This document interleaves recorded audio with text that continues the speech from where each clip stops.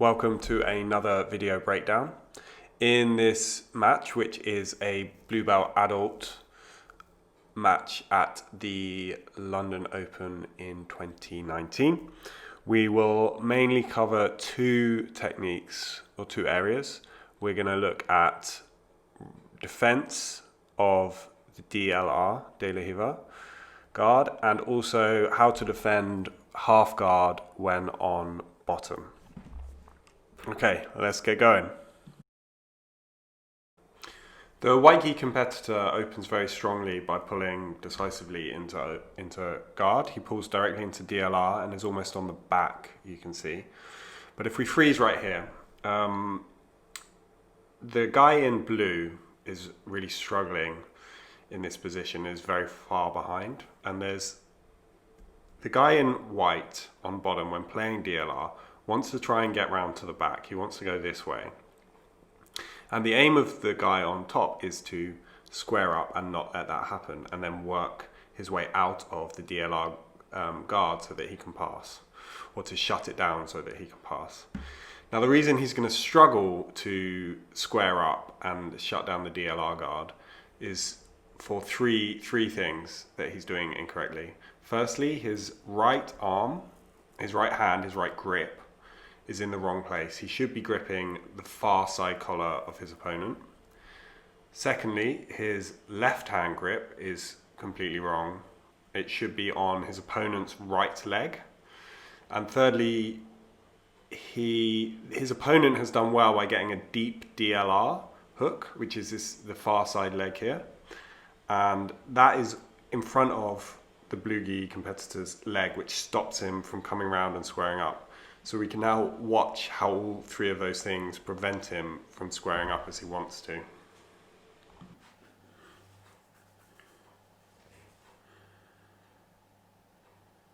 Okay, at this point, let's bring in an instructional video from Marcelo Garcia, one of the greatest jiu-jitsu competitors of all time.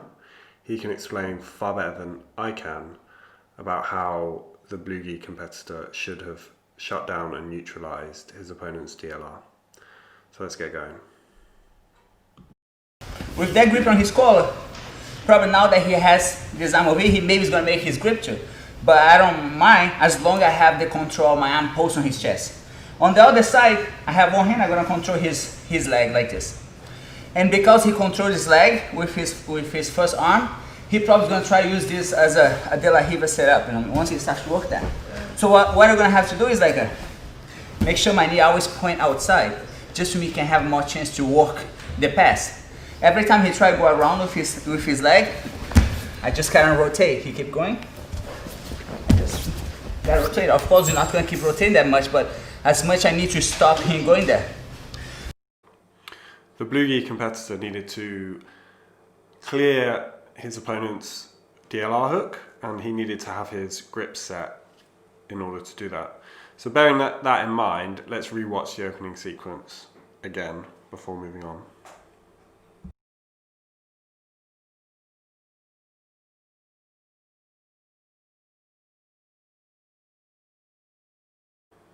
So at this point, frustrated that he can't get round and square up, he changes direction. In theory, not a bad idea, although the execution is not very good, and this leads to him almost having his back taken. If the white gi competitor had been a little bit tighter and a little bit more experienced on his berimbolo, probably would have taken the back. Luckily for us, Marcelo covers what you should do if you can't clear that hook, or in this case, the blue gi competitor didn't even try because he didn't realize that was the issue. So let's switch back to the Marcelo instructional for the next little bit. But maybe I was just lazy, slow. He just got there before me. He just got his leg like across now. So now that his foot is in front of on my thigh, it's gonna be really hard to me rotate. He's already behind me. So I still gotta believe on my grip, stay posted over there, and still control this leg. And then I'm gonna just step back to release a little bit of pressure, and then step over. And then I'm back to do the same thing again. And then I can start working the pass just how I wish to. But maybe after he put his leg there, I can't step over because maybe he's a lot taller than me. What I'm gonna do is, I'm gonna kick this leg, try free this leg from his grip, and just pull it out and try land on his side. Pausing here just to say that the second technique there, where you pull your leg out and land in side control north-south, I've personally never done it, or don't often get it, and I've not seen very many people get it. I think that's more of a Marcelo Garcia exclusive. If you're as good as him, you probably get it. But most people on bottom will have a pants grip, and that will shut down this technique. Interestingly, at blue belt, maybe they won't. In this fight that we're analysing, his opponent didn't have the pant grip, so he could have tried that. The first technique, I think, was very useful. Another way to sort of relieve pressure and step over and square up again, which I think would always be my preferred approach. So we'll continue now with the instructional from Marcelo, and he'll talk about what you do if they have that pant grip. And I'm stuck over here now. I can't step over, and now I'm gonna have to deal with like this whole situation just like before. So I was pulling this leg, and he has a very strong grip. His grip was just like, he's just doing this over and over. And I'm not doing this like I've been doing this a lot too, so I can just get used to stay here as much I need. But he's the one that kind of carry all my weight. I'm almost kind of rest over here and just sit on top of him. Wait till he move, because I'm not spinning it. I'm just gonna balance myself. You guys can see like this foot space, all my weight's kind of like on this leg. I'm not losing balance because that's when you're gonna get swept. So find a good place to sit and just stay there. And the worst with this grip is not when he hold like this. Can you make like, is when he grab like on your pants like this. This is really hard to break if the person is really strong on that, It's not everyone that is gonna be able to hold you like this. So soon he's gonna realize like, man, this guy is just resting on top of me. He's not moving, you know what I mean? I better start moving. So what is his options? I'm pushing this leg away. The other leg, I'm sitting on that leg. So all he has control now is his grip. So he has one grip on my leg, and he has one grip on my arm. Which one he's gonna let go? If you let go the bottom one, you guys already kind of know what to do, right? You guys just pull your leg out. But now he's gonna let go this one. And maybe he's gonna try to go to like, exactly, to go to your belt. And I'm gonna be watching that because I don't wanna let him reach for my belt. Come back, Matheus. So he's like this. I'm watching, I'm waiting till he kind of let go. As soon as he let go, and you guys just landing away before he make a grip. So I'm over here, he's hold this. He's not letting go there. As soon as he try to let go to my belt, I'm gonna just like dive with my elbow inside of his armpit, and I have to kind of close like a wall. I have to put a wall in between like him and go underneath like this. I don't wanna let him reach this and start going underneath right now, because I'm gonna have to deal with a lot of like problems. So as soon as he start going to my hip, I just drop my weight. Drop my weight on the ground, not on top of him, but enough close to don't let him move away. So I'm kind of like look this. I'm kind of really next to him, not far, because now maybe he's gonna be able to recover or do something like this. Not on top of him, because now he's gonna just scoop under, and now I'm gonna have to do it going to my back, just like really like next to him. And that hand, that drop over here, is gonna just like fight really hard with his triceps. And make sure your weight lands really heavy on his triceps, not on the armpit, not on his forearm. Push, Matheus. Not like this. Look how much strong he can be if you just land over here. He can push away, but not here. If you put your weight on the back of his arm, it's gonna be really heavy for him. So that's what I want you guys to try to get. The highest you can on top of his arm. You found yourself in this position. He maybe still have that same grip again, but now he have one leg to kick. Maybe he has that grip, or maybe he don't. So he has the grip over there, right? So now I'm gonna just kick this so hard that soon he's gonna have to give up. And then let's always finish with a north-south position. Now we've seen a couple of solutions for neutralizing the DLR if you can't square up. Let's go and reanalyze the section of the fight where the blue gi competitor tries to turn away from his opponent and pass the other side, and see what he does wrong. There's two problems here for the blue gi competitor. when he steps around, firstly, he doesn't have the correct grip still on his right hand. He's not stretching out his opponent's leg, making it uncomfortable for him. And secondly, and more importantly, his weight is directly over the top of his opponent's, not to the side, as you'll have noticed Marcelo had in all of his explanations.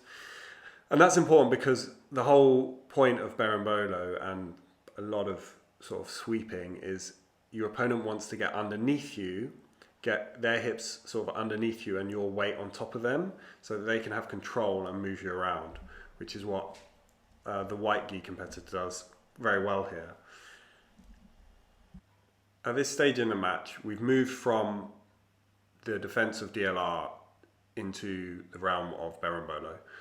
The white gi player has successfully imposed his berimbolo game onto the blue gi competitor. And so now we've got to think about defending the berimbolo. And in order to do that, you've got to really understand what the goal of the berimbolo is and how it works. The goal is to take your opponent's back. So, and you do that by using your leg hook here.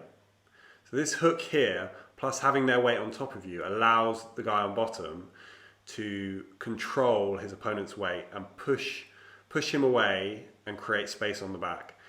Now, one of the things I learned at Blue Belt, which I think was one of the most important things I learned about attacking and defending the back, is there's only one place where someone can't take your back, and that is if your back is on the mat. If your back's on the mat, there's no way that they can be on your back because it's a physical impossibility. And so in this sequence, blue gi competitor does really well. He gets his back on the mat. Now you do risk being swept there. However, what it usually ends up being is that they realize they can't get your back and it turns into a scramble position where you can come up on top again, which is exactly what happens here. One other thing to note is that blue gi clears the hook here. So let's rewind and have a look. He clears the hook before he's able to roll back and out of the danger. With all that in mind, let's have a look at something different now from a different instructor, a way to defend and counter berimbolo if you end up there. Again, all these links will be in the description, so you can watch them in full yourself. Today, I will show defense and counter to berimbolo and from this position. Now very bad. Now, opponent try to take my back like this. So, if I can push this leg away, I will make drag for many things. But normally, already it's too late. I cannot push this leg away. So this time I push this side. I hip escape and pull my side. My knee, open my knee and pull my side. But now always opponent try to slide up. If knee to knee, he can try to my back. Okay, so once pull out my knee, I try to make X guard like this. Face my leg here. Now he cannot his leg slide up. He cannot knee to knee. Now he cannot take my back. Okay. So my escape is just turn to this way. I come up. Or my recommend is take back. Okay. From here I make grip. Grab side of his hip. Grab edge of his pants and pull this, pull my side and my shin to behind his knee. Next, grab his hip, pull my side, hip to hip, then make twister hook. Take back.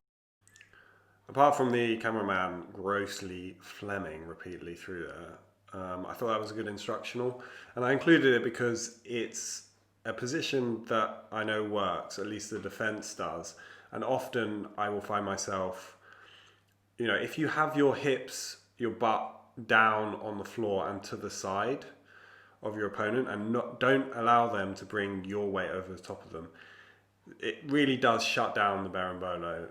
And you can counter. I often don't counter. I usually just keep my weight heavy, keep my weight to the side, and kick free from the hook, and ends up in a scramble, whereas I always end up on top. Also because most berimbolo people, especially at blue belt, will only know berimbolo, so they'll allow you to get on top so that they can re-enter and retry berimbolo. So we'll pick the fight back up from this position.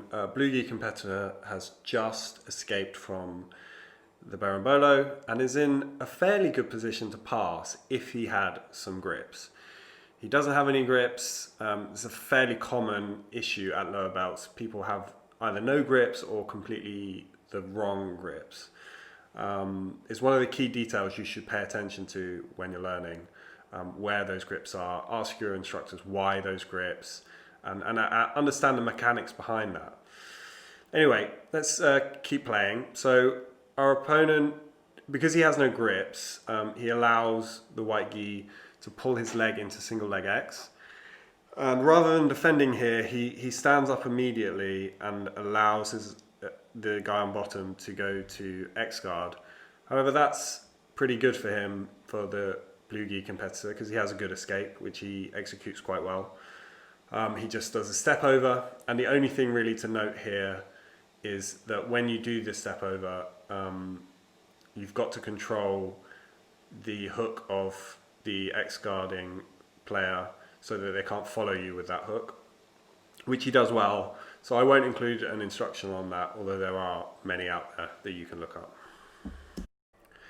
At this point, the white gi competitor gets a sweep, but I couldn't really say there's a good technique behind the sweep. It's more that blue gi is tired and he sits down as defense rather than sprawling back and trying to prevent the sweep, trying to scramble to the top again. And that's something that happens in tournaments when you get tired and when you don't have any answer to what your opponent's doing. This stage of the match is half guard. Playing half guard from the bottom, there's one rule that you have to always do. And it's difficult, and you've already heard it probably, but I'll say it again. Never ever be on your back when you're in the bottom in half guard. So apart from staying on the side, there's two other things that you also want to avoid at all costs. First one is don't let them get the cross face, which is on the far side as we look at this match. And the second one is don't let them get the underhook on the near side here as we look at this match. All three of those things blue gi has allowed white gi to do to him in the restart. And from here, it's really difficult to regain control or to have any sort of chance of escaping.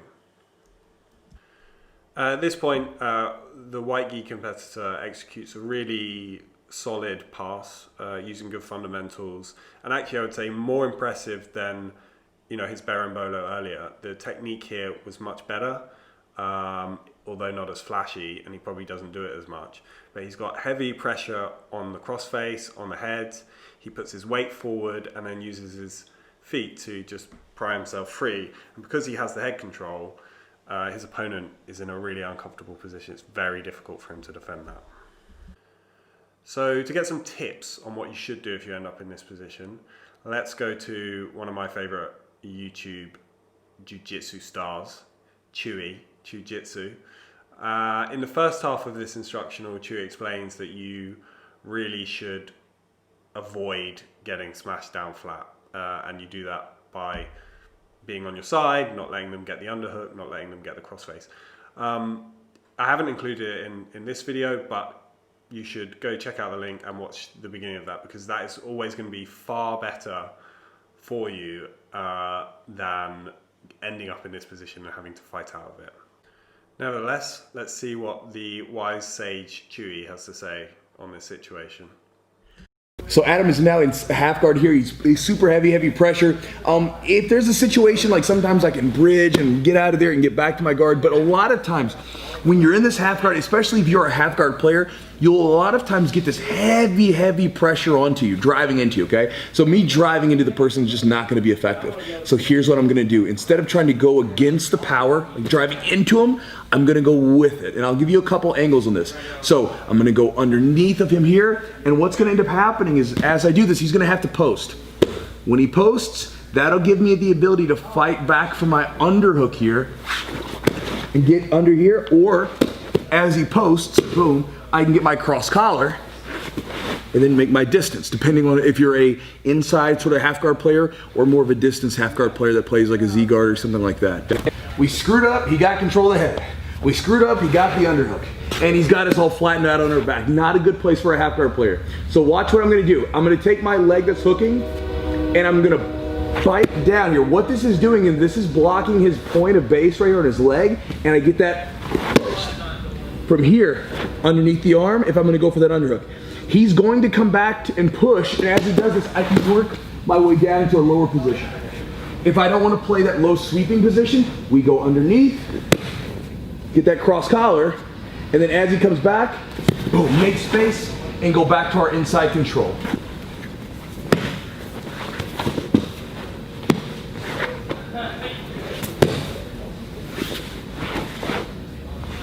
But the idea, guys, is that we're going with the power. So sometimes in half guard, you'll find this over and over again. When someone's really pressuring into you, instead of trying to fight against it here, go with it. And a lot of times you can get that post. Anytime the person's posted, that means they're off balance. That means that I've got initiative. I got a free move. I can get my hand in the collar or under the arm and get back to a good defensible half guard position. At this point, I'm going to let the whole fight play out. It's only about 2 minutes long, 2 minutes 30. But as you can see, in that 2.5 minutes, there are a lot of mistakes made and a lot of things that you can learn and improve on. And one of my main reasons for doing this is that at Blue Belt, you get to see sort of all the mistakes that are being made, which I don't think often gets covered in instructionals or in video analysis. You know, most video breakdowns are done of Leandro Lowe or Bashesha or Gordon Ryan, and these guys aren't making these mistakes, but you're probably making these mistakes. And you'll never know unless you start reviewing your footage, or you could ask me to review it. My email address will be in the description. If you've got a match you would like me to basically do this with, then send it over and I'll see if I can get to it.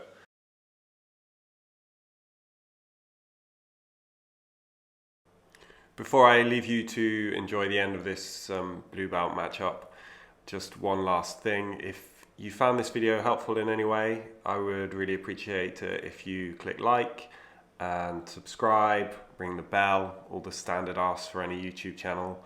What would also really be helpful for me is if you could share it with any of your training partners, your club mates, your instructors, your grandmother, just all the views. They're all the same. YouTube doesn't differentiate. So please share if you've enjoyed it and gotten anything out of it. Peace.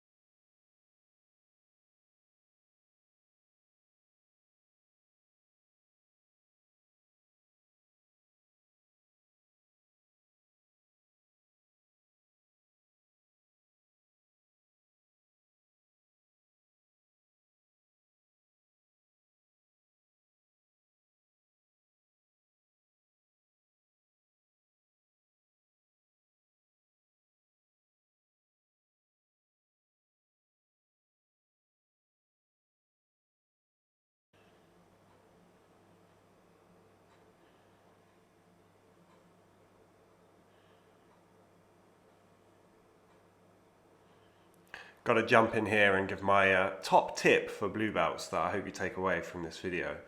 If you lose while being a loser, slamming your hand on the ground as if it was a world championship fight that you just lost makes you look like more of a dweeb. Don't do it.